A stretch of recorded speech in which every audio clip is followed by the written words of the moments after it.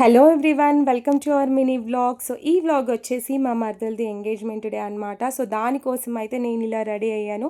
ఈ శారీ వచ్చేసి మన కలెక్షన్లోని శారీయే.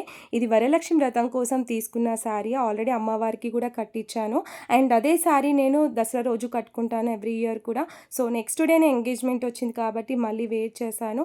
శారీ అయితే చాలా బ్యూటిఫుల్గా ఉంది అండ్ కలర్ కూడా నీట్గా అండ్ ప్రీమియం క్వాలిటీ పట్టు శారీ అని చెప్పొచ్చు. సో ఇలాంటి శారీస్ ఎవరికైనా కావాలి అనుకుంటే అండ్ ఆర్డర్ చేసుకోండి. మన స్టోర్లో అయితే చాలా కలెక్షన్ ఉంది ఇంకా.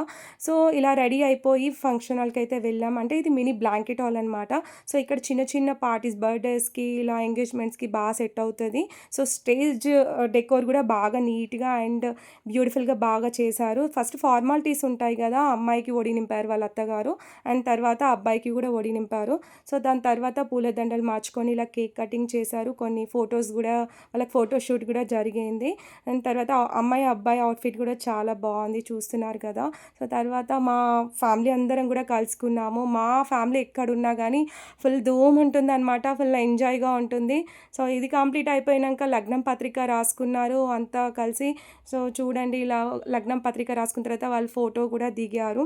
కొన్ని ఫోటో షూట్స్ వాళ్ళు, మాది అంతా కంప్లీట్ అయిపోయిన తర్వాత ఫుడ్ కూడా చాలా బాగుంది.